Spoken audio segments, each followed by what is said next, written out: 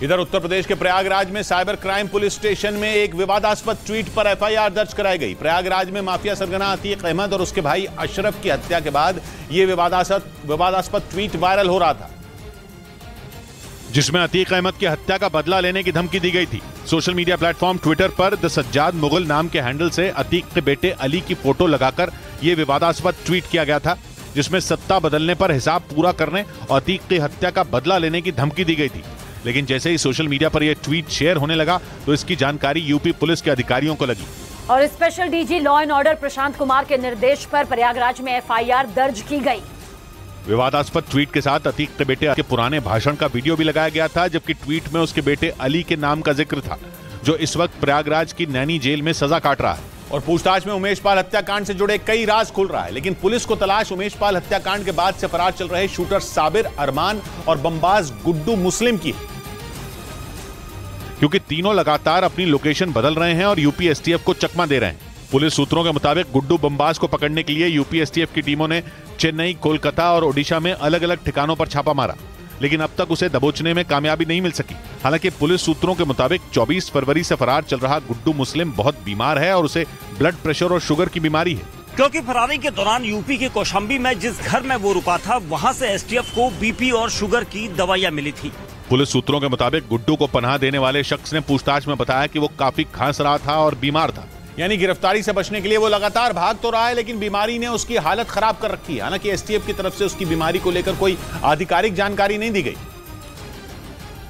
और पुलिस सूत्रों के मुताबिक उमेश पाल की हत्या के बाद गुड्डू मुस्लिम 11 अप्रैल तक अतीक और अशरफ के संपर्क में था और वही दोनों गुड्डू मुस्लिम को छिपने का ठिकाना बता रहे थे, जिसकी वजह से वो यूपी एसटीएफ के हत्थे नहीं चढ़ सका। यूपी एसटीएफ को कभी उसकी लोकेशन चेन्नई में मिली तो कभी महाराष्ट्र में होने की बात सामने आई, यहां तक कि उसके कर्नाटक भाग जाने की भी अटकलें लगाई गईं। और उसकी अलग अलग लोकेशन पर छापेमारी के बाद अब बड़ा पर्दाफाश हुआ। पुलिस सूत्रों के मुताबिक बमबाज गुड्डू मुस्लिम उमेश पाल की हत्या से पहले हथियारों की सप्लाई लेने के लिए दिल्ली गया था और वहां अतीक के बेटे असद के दोस्त खालिद से मिला था। बाद में खालिद ने ही गुड्डू मुस्लिम को हथियार सप्लायर अवतार सिंह से मिलवाया था। दावा तो ये भी है कि उमेश पाल मर्डर के बाद शूटर गुलाम मोहम्मद और असद दिल्ली में ही रुके थे। उस वक्त भी असद के दोस्त खालिद ने ही उनकी मदद की थी, जिसके बाद खालिद को उसके दो दोस्तों जिशान और जावेद के साथ गिरफ्तार किया गया। तीनों को हथियार सप्लायर अवतार सिंह से पूछताछ में मिली जानकारी के बाद पकड़ा गया, जबकि अवतार सिंह को दिल्ली पुलिस ने विदेशी हथियारों के साथ पकड़ा था। यानी एसटीएफ ने दिल्ली में असद और गुड्डू के मददगारों पर शिकंजा कस दिया। लेकिन उमेश पाल की हत्या के बाद से फरार चल रहा शूटर अरमान बिहारी एसटीएफ के लिए चुनौती बन गया, क्योंकि अभी तक यूपी एसटीएफ को उसकी कोई जानकारी हाथ नहीं लगी है। उसके किसी ठिकाने का कोई पुख्ता सुराग भी नहीं मिल सका है, जबकि उमेश पाल की हत्या के बाद उस पर 5 लाख तक का इनाम घोषित है। मूल रूप से बिहार के आरा जिले के रहने वाले अरमान की तलाश में अब यूपी एसटीएफ बिहार में उसकी क्राइम कुंडली खंगाल रही है। मार्च में बिहार के सासाराम जिले में उसके सरेंडर की सूचना मिली थी। हालांकि बाद में बिहार पुलिस ने साफ किया कि इस नाम का कोई अपराधी उनके यहाँ नहीं बंद है, जिसके बाद अब यूपी एसटीएफ ने उसके पुराने रिकॉर्ड खंगालने शुरू कर दिए। लेकिन अरमान और गुड्डू मुस्लिम से भी ज्यादा टेंशन जांच एजेंसियों को अतीक की पत्नी शाइस्ता परवीन ने दे रखी है, क्योंकि शाइस्ता को पुलिस अभी तक नहीं ढूंढ पाई है। 24 फरवरी के बाद से ही वो भी फरार है और अब उस पर घोषित इनाम की राशि भी बढ़ाने की तैयारी है। पुलिस सूत्रों के मुताबिक उस पर अब 1 लाख रुपए के इनाम की घोषणा की जा सकती है, जबकि अभी तक उस पर 50,000 रुपए का इनाम है। इससे पहले भी एक बार शाइस्ता पर इनाम की राशि 25,000 रुपए से बढ़ाकर 50,000 रुपए कर दी गई थी, क्योंकि अतीक की पत्नी शाइस्ता परवीन उमेश पाल हत्याकांड में नामजद आरोपी है। उस पर उमेश पाल की हत्या की प्लानिंग में शामिल होने, शूटरों की मदद करने और उन्हें पनाह दिलाने का आरोप है। इसी वजह से वो शूटआउट के बाद से ही फरार चल रही है। शाइस्ता की तलाश में कई जगह दबिश दी गई, लेकिन कामयाबी नहीं मिल सकी। आरोप है कि सबसे पहले वही अतीक से मिलने साबरमती जेल गई थी, जहां अतीक और उसके बीच उमेश पाल को मारने की बात हुई थी। पुलिस सूत्रों के मुताबिक शाइस्ता ने ही साबरमती जेल में एक जेल कर्मी के जरिए अतीक तक फोन पहुंचवाया था। पुलिस का दावा है कि उसी फोन के जरिए अतीक शाइस्ता को मर्डर की प्लानिंग करने में मदद करने लगा। मतलब यह कि शाइस्ता को उमेश पाल हत्याकांड के बारे में एक जानकारी है। यही वजह है कि यूपी एसटीएफ उसकी तलाश में अलग अलग ठिकानों पर दबिश दे रही है। पुलिस का दावा तो यहां तक है कि अतीक के जेल में रहने के दौरान शाइस्ता ही अवैध वसूली के धंधे के साथ जमीन की खरीद फरोख्त का काम देखती थी और इसी वजह से ईडी ने अतीक की बेनामी संपत्तियों की जांच तेज कर दी। ईडी की जांच में अतीक अहमद की 100 करोड़ से ज्यादा की बेनामी संपत्तियों का पता लगा, जिन्हें मनी लॉन्ड्रिंग एक्ट के तहत जब्त करने की तैयारी है। राजस्व विभाग की मदद से इन सभी संपत्तियों की जांच भी कराई जाएगी। सूत्रों के मुताबिक साल 2012 से 2017 के दौरान अतीक अहमद ने इन सभी संपत्तियों को जुटाया था। पुलिस सूत्रों के मुताबिक इन संपत्तियों की खरीद फरोख्त के लिए फर्जी दस्तावेज भी तैयार कराए गए थे। उत्तर प्रदेश के अलावा अतीक ने देश के अलग अलग शहरों में करोड़ों रुपए की संपत्ति में निवेश किया था। और दावा तो यह भी है कि फर्जी तरीके से खरीद फरोख्त में अतीक की मदद कई अफसरों और नेताओं ने की थी। लेकिन अब अतीक के वफादार अफसरों की मुश्किलें बढ़ चुकी। उमेश पाल अपहरण केस में अतीक के पक्ष में गवाही देने पर सीबीआई अधिकारी के खिलाफ केंद्रीय गृह मंत्रालय से शिकायत की गई, क्योंकि अमित कुमार नाम के सीबीआई अधिकारी ने कोर्ट में उमेश पाल के अपहरण को झूठा बताया था। अमित कुमार के खिलाफ राजू पाल मर्डर केस में गवाहों की लिस्ट से उमेश पाल का नाम हटाने और बाद में उमेश पाल अपहरण कांड में अतीक की तरफ से गवाही देने का आरोप है। उमेश पाल अपहरण कांड में अतीक अहमद की तरफ से अमित कुमार कोर्ट में गवाह नंबर 41 के तौर पर पेश हुए थे। उन्हें 2016 में सुप्रीम कोर्ट के आदेश पर राजू पाल मर्डर केस का जांच अधिकारी बनाया गया था।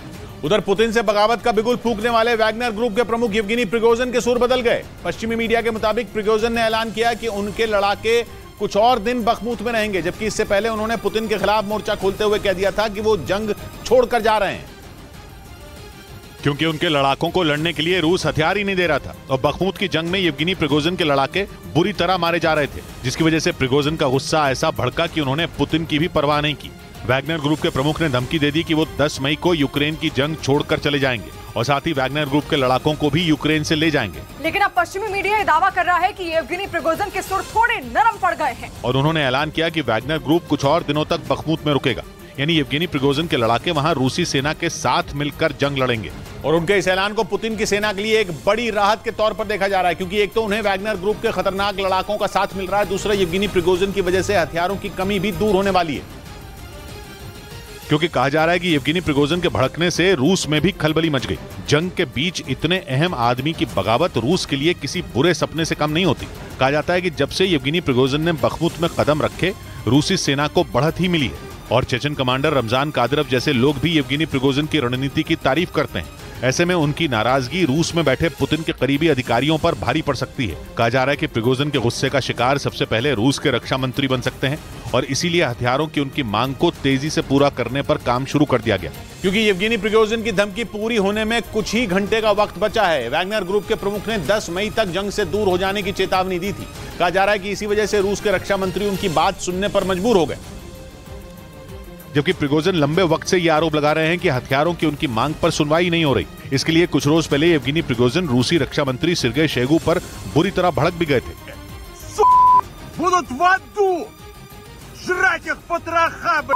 हालांकि अब येवगेनी प्रिगोजिन ने पुतिन और उनके करीबियों को थोड़ी और मोहलत दे दी, क्योंकि उन्हें यह भरोसा दिलाया गया है कि जल्द ही बखमूत में भारी संख्या में हथियार भेजे जाएंगे। पश्चिमी मीडिया के मुताबिक वैगनर ग्रुप के प्रमुख इसे एक बड़ी जीत की तरह देख रहे हैं और वो दावा कर रहे हैं कि जैसे ही हथियार मिलेंगे, उनके लड़ाके यूक्रेन के सैनिकों पर टूट पड़ेंगे। हालांकि रूस की तरफ से येवगेनी प्रिगोजिन के इस नए दावे पर किसी तरह का बयान सामने नहीं आया। इधर इलाहाबाद हाईकोर्ट के आदेश पर माफिया सरगना मुख्तार अंसारी की सुरक्षा बढ़ा दी गई। हाईकोर्ट ने मुख्तार अंसारी की मीडिया से बातचीत करने पर रोक लगा दी, क्योंकि 15 अप्रैल को प्रयागराज में अतीक अहमद और उसके भाई अशरफ की मीडिया कर्मी बनकर आए बदमाशों ने गोली मारकर हत्या कर दी थी। इसलिए बांदा जेल में बंद मुख्तार अंसारी के मीडिया इंटरव्यू पर कोर्ट ने पाबंदी लगा दी। इसके अलावा हाईकोर्ट ने डीजीपी को सुरक्षा घेरे को और बढ़ाने के निर्देश दिए, यानी बांदा जेल के अंदर और बाहर अब मुख्तार अंसारी की सुरक्षा में ज्यादा पुलिसकर्मी तैनात होंगे, क्योंकि मुख्तार की पत्नी अफशा अंसारी ने अपने पति की जेल के अंदर और बाहर हत्या की आशंका जताई थी और हाईकोर्ट में याचिका दायर की थी। हालांकि मुख्तार अंसारी की पत्नी अफशा खुद पुलिस से बचने के लिए फरार है। उसकी तलाश में पुलिस अलग अलग जगहों पर छापेमारी की, क्योंकि उन पर फर्जी दस्तावेजों के जरिए जमीन अपने नाम कराने, मुख्तार अंसारी के नाम पर अवैध वसूली करने के साथ गैंगस्टर एक्ट के तहत मुकदमा दर्ज है। अफशा अंसारी पर उत्तर प्रदेश पुलिस ने 75,000 का इनाम घोषित कर रखा है। उन पर लखनऊ में भी शिया वक्फ बोर्ड की कई बीघा जमीन पर फर्जी कंपनी बनाकर कब्जा करने के आरोप है। शिया वक्फ बोर्ड की प्रॉपर्टी थी, जिससे को अवैध तरीके से मुख्तार अंसारी ने अपनी कंपनी के नाम पे करवाया। मतलब ये कि गलत तरीके से मुख्तार और उनकी पत्नी ने मिलकर करोड़ों की जमीन पर कब्जा कर लिया, जिसकी शिकायत शिया वक्फ बोर्ड ने प्रशासन से की। जांच में मुख्तार के इस फर्जीवाड़े की जानकारी मिली।